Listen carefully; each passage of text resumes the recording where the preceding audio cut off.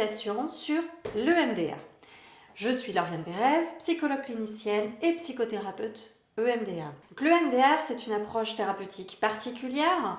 On en entend beaucoup parler, c'est très souvent préconisé, mais il y a beaucoup d'idées reçues, notamment sur le fait qu'en 3 séances, on est guéri. Donc ça, c'est totalement faux.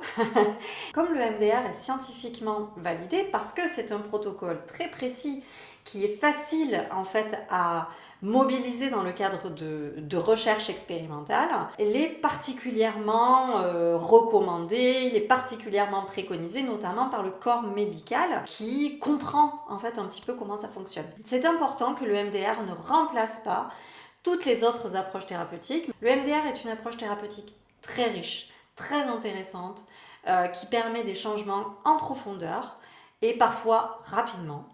Néanmoins, ça ne correspond pas à tout le monde. Ce n'est pas suffisant non plus pour tout le monde. C'est une approche thérapeutique qui est quand même très confrontante et du coup, on n'est pas forcément toujours prêt à se reconfronter comme ça à des événements traumatiques. Donc aujourd'hui, je vais vous expliquer en quoi consiste le MDR, un petit peu l'historique, sur quoi ça repose, comment ça fonctionne. Je vais aussi essayer de vous expliquer à quoi ressemble une séance type pour que vous puissiez évaluer si effectivement c'est une approche thérapeutique qui peut vous convenir. Ou bien pour les professionnels ou les futurs professionnels, que vous puissiez bien évaluer à quel moment orienter vers de l'EMDR ou pas.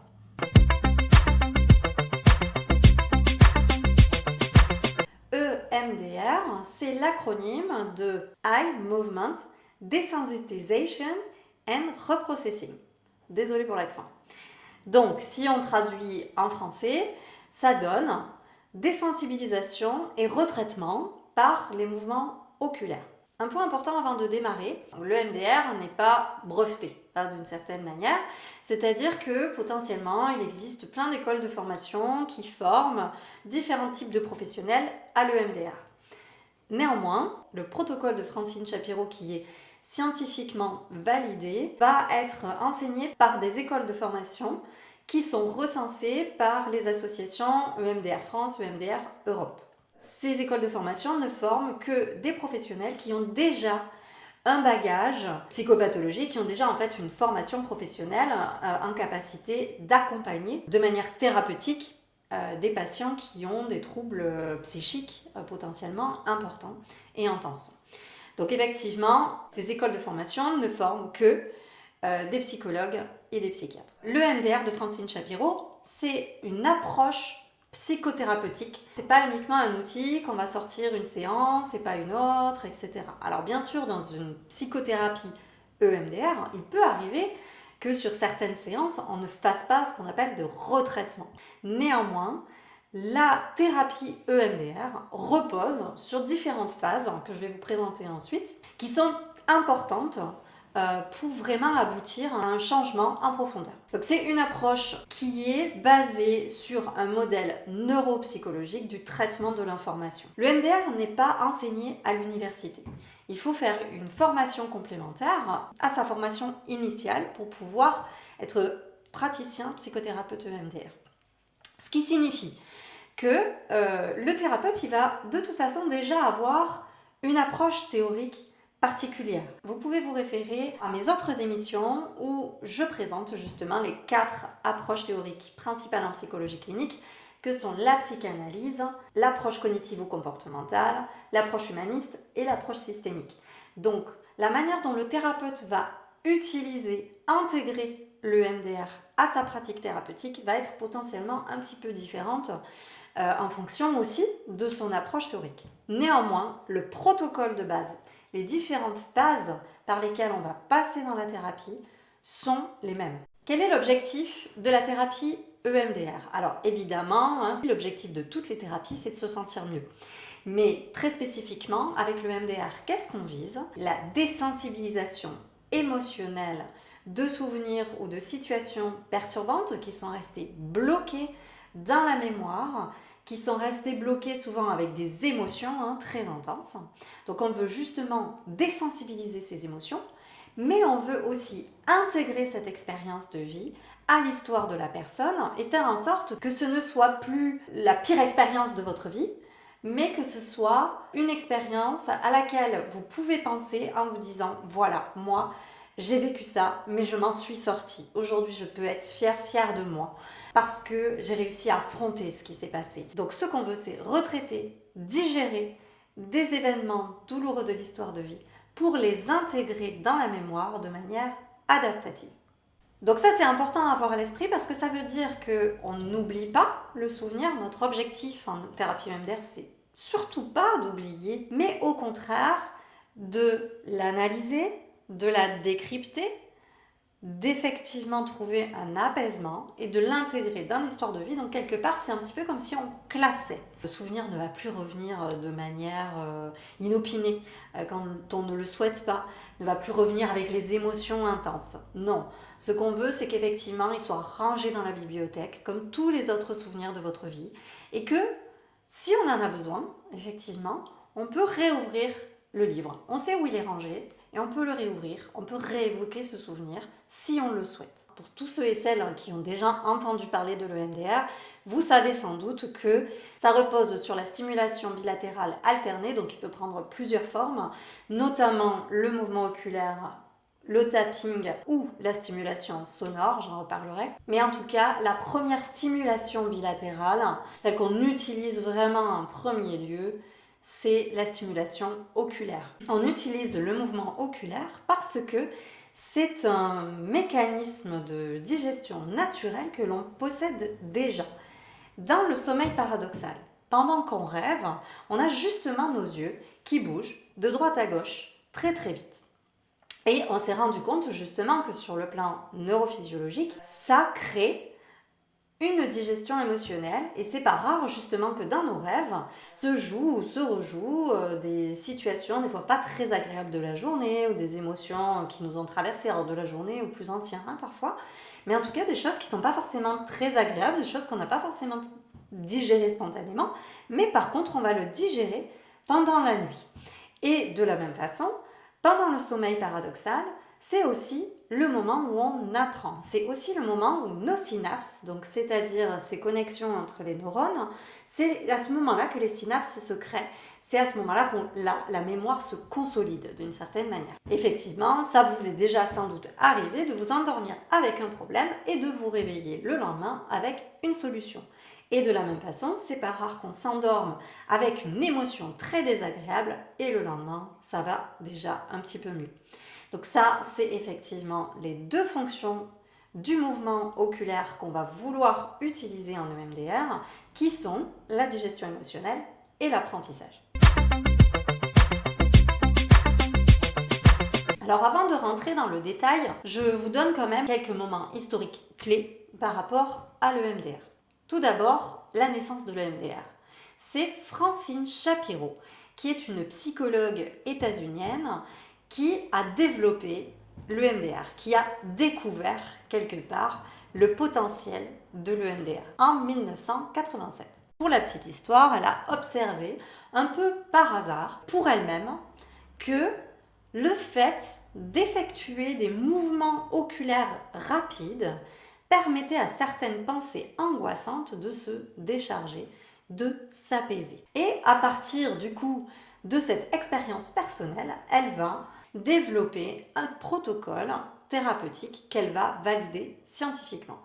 Et c'est justement en 1989 que vont sortir les premiers travaux de recherche scientifique sur l'efficacité de sa méthode sur les vétérans de la guerre du Vietnam. En 1990, Francine Shapiro va vraiment développer le modèle de compréhension, qui est le modèle TAI, donc le modèle du traitement adaptatif de l'information, sur lequel va vraiment reposer la thérapie EMDR. À partir des années 2000, on va voir vraiment plusieurs organismes qui vont valider, préconiser l'EMDR comme étant l'approche thérapeutique vraiment à valoriser et à préconiser dans le cadre du syndrome de stress post-traumatique. On a par exemple l'APA, l'American Psychiatric Association, qui l'a préconisé en 2004. Ensuite, on a l'INSERM en 2004 également, la Haute Autorité de Santé en 2007 et l'OMS, l'Organisation mondiale de la santé, en 2013. Et à partir des années 2010, on va voir effectivement un certain nombre de recherches pour voir si le MDR ne peut pas aussi être utile et être une bonne approche thérapeutique pour d'autres problématiques cliniques, ce qui est effectivement le cas.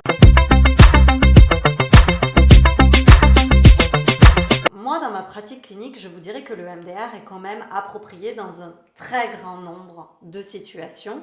Personnellement, d'ailleurs, je ne pratique plus que la thérapie EMDR. J'ai tout un tas de patients qui viennent parfois me voir tout simplement parce que je suis la psychologue qui est la plus proche de chez eux ou qu'on m'a recommandé, mais qui ne connaissent pas du tout le MDR et avec lesquels, malgré tout, une thérapie EMDR va être tout à fait appropriée. Le MDR peut être préconisé dans toutes les situations où la personne souffre d'un ou de plusieurs événements auxquels elle pense très souvent. Ça ne veut pas dire forcément que la personne doit y penser tous les jours. Donc là, effectivement, bien sûr, si la personne y pense tous les jours, ça peut être le cas en cas de syndrome de stress post-traumatique, où le traumatisme, il est là en permanence.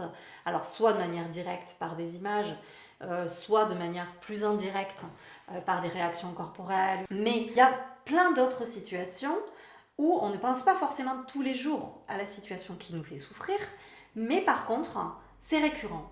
Et voire même c'est récurrent tout au long de la vie, quelque chose qu'on a pu vivre quand on était enfant, une phrase qu'on a entendue, un regard, auquel on peut penser régulièrement tout au long de sa vie. Le fait d'avoir une situation, un événement comme ça qui revient de manière récurrente et que ça génère bien évidemment une souffrance, le MDR peut être tout à fait approprié. Ça peut aussi être très aidant dans le cas où, toujours pareil, un ou plusieurs événements, souvent plusieurs événements, sont venus créer et entretenir une pensée négative.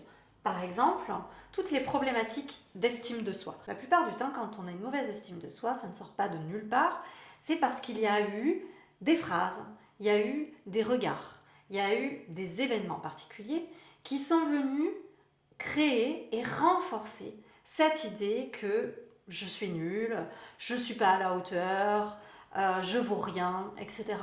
Donc souvent, effectivement, il y a eu plusieurs expériences qui sont venues renforcer cette idée-là et qui fait que, à l'âge adulte par exemple, je continue à avoir une mauvaise estime de moi, même si je ne pense plus en fait à tous ces événements. Donc là, c'est pareil, on peut travailler en EMDR sur ces situations. Pareil pour les situations d'insécurité. Souvent, il y a eu quand même des expériences antérieures qui sont venues créer ou renforcer ce sentiment d'être en danger dans telle ou telle situation. On peut travailler en EMDR pour faire en sorte que ce sentiment de danger n'existe plus de manière systématique. Alors les thérapeutes EMDR peuvent également avoir des spécificités en fonction de leur formation. Certains peuvent travailler aussi sur les traumatismes transgénérationnels, donc tout ce qui est secret de famille, traumatisme de guerre, traumatisme incestueux, etc., mais qui semblent continuer à agir dans le présent pour la personne.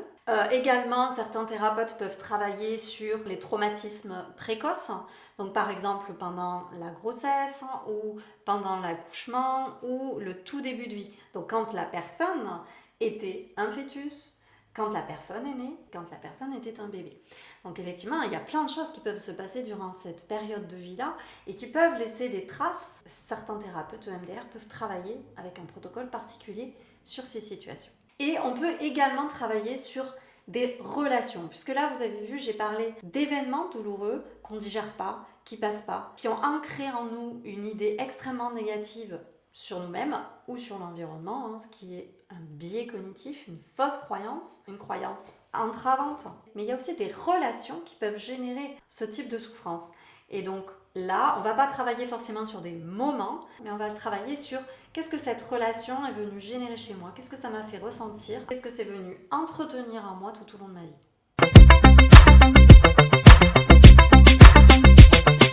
Alors, quelques éléments sur le modèle de base qu'on utilise quand on travaille en EMDR. Donc, le modèle TAI, traitement adaptatif de l'information. On postule déjà que nous avons un mécanisme naturel d'adaptation, de traitement de l'information qui nous permettent justement d'intégrer nos expériences de vie comme des ressources, comme des nouvelles connaissances, quelque part, même les expériences de vie douloureuses ou négatives. Néanmoins, il peut arriver que certains événements, certaines situations débordent ce mécanisme de digestion naturel. Et c'est le cas notamment des traumatismes, mais aussi de tout type d'événements ou de phrases qui sont tellement percutantes, tellement violentes pour la personne, ça c'est très subjectif, que ça laisse une trace presque indélébile, ça fige d'une certaine manière. Et dans ce cas-là, le traitement de l'information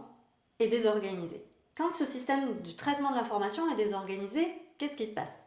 Il se passe que les souvenirs qui ne sont pas intégrés, qui ne sont pas digérés, qui restent un peu gelés, vont tous se connecter entre eux et vont rester stockés dans notre mémoire dans ce qu'on appelle un réseau de mémoire non adaptatif par le biais d'une émotion, d'une sensation, d'une pensée similaire. C'est un petit peu comme si dans un tiroir, on avait tout un tas de chaussettes sales qui portent toujours l'odeur du jour où on l'a porté, les émotions, les sensations, les pensées, du jour où on a vécu cette situation. Et toutes ces chaussettes sales, elles se sont agglutinées quelque part les unes sur les autres, ce qui donne un magma particulièrement malodorant. Donc effectivement, dans le présent, il peut y avoir des situations qui me rappellent quelque part une de ces chaussettes. Sauf que qu'est-ce qui se passe? C'est comme si dans ce cadre-là, j'ouvrais complètement tout le tiroir et que tout le dégueulis des chaussettes sales se déversait sous mon nez. Et je sens l'odeur de ces chaussettes sales qui m'envahit et de la totalité de ces chaussettes sales. Donc qu'est-ce que ça veut dire? Imaginons dans mon présent, je rate un examen. Eh bien, ça risque de me connecter à toutes ces fois où je me suis sentie nulle, pas à la hauteur, etc. Et du coup, je vais ressentir dans le présent l'accumulation de toutes les émotions que j'ai pu ressentir dans tous mes échecs antérieurs, qui n'ont pas été digérés. C'est ce qui fait que parfois on a des réactions disproportionnées par rapport à ce qui se passe réellement dans le présent. Effectivement, parfois on peut être extrêmement triste ou extrêmement en colère, complètement abattu par une situation qui semble presque anodine quand on la rationalise.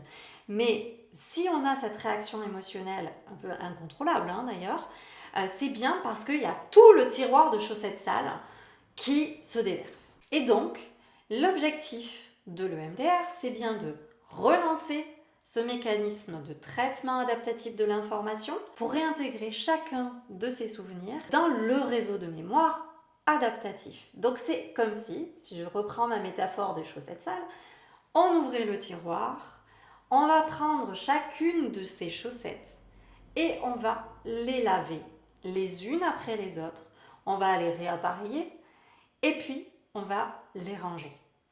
Et quand je voudrais prendre ma paire de chaussettes bleues ou bien ma paire de chaussettes rouges, je saurai où les trouver et elles ne seront plus du tout malodorantes. Alors comment fonctionne l'EMDR? Déjà, il est important de dire qu'on ne comprend pas encore tout. On ne sait pas encore parfaitement comment fonctionne l'EMDR. Les études, je dirais, sont encore en cours.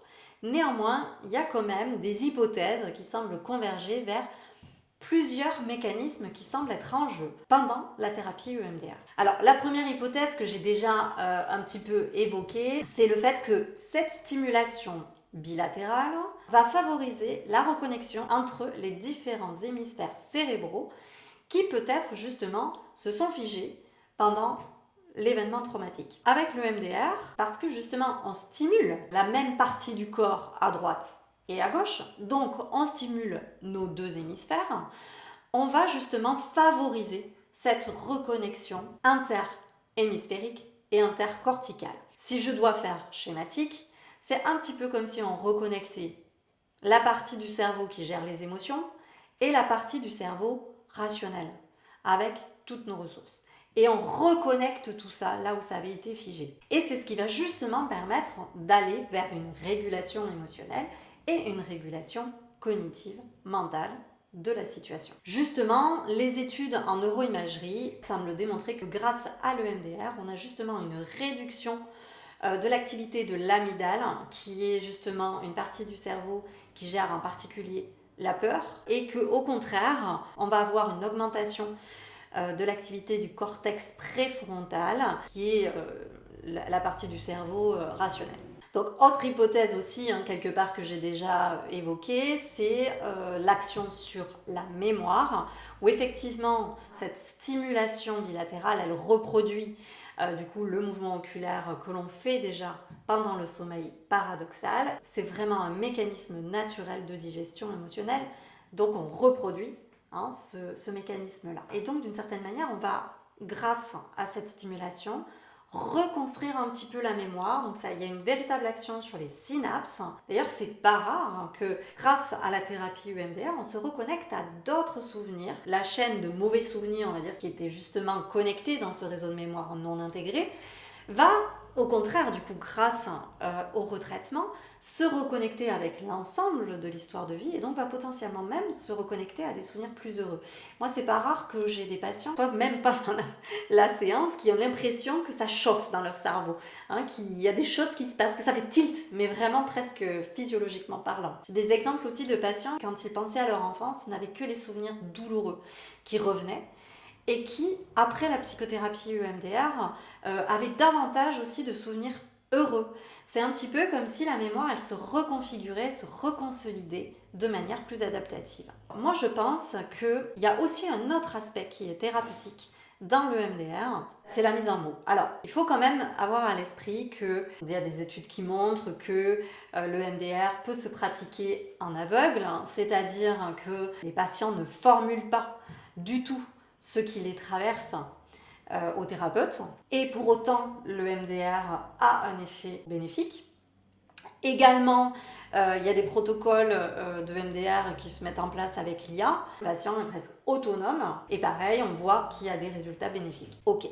Néanmoins, moi, ce que j'observe quand même dans mon cabinet, c'est que parfois, il y a quand même des choses, des pensées, des idées, des connexions qui doivent être formulées et que parfois, c'est vraiment cette formulation, cette mise en mots à un autre qui va quand même aussi être thérapeutique et renforcée par le MDR à proprement parler. Mais personnellement, je pense vraiment que la présence du thérapeute et la situation de communication est quand même primordiale. Je pense à des situations où il y a certains patients, patientes qui, au fur et à mesure du travail thérapeutique, vont être capables de poser des mots comme le mot de viol, comme le mot de maltraitance, de négligence, de harcèlement. Voilà. Et ces mots-là ne peuvent parfois pas être même pensés pour soi. Et au cours du traitement, au cours de la thérapie, vont pouvoir enfin l'être.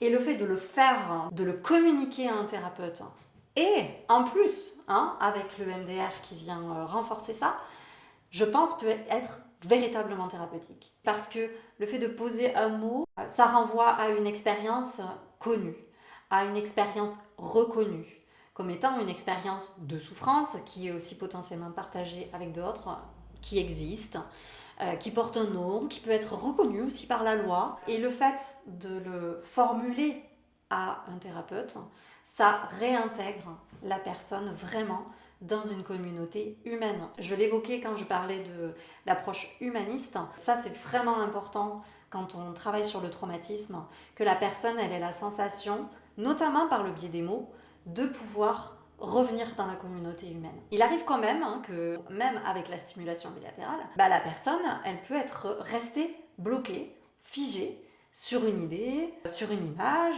Enfin, parfois, ça ne suffit pas, en fait, à se défiger. On arrive à défiger un peu, on arrive à désensibiliser un peu, mais le processus ne va pas jusqu'au bout. Et là, la créativité, notamment du thérapeute, est très importante et il va devoir aider le patient à se débloquer. Alors ça, justement, en fonction du thérapeute, ça ne va pas être toujours exactement sur la même forme, ou en fonction du type de blocage, ça ne va pas être forcément la même forme.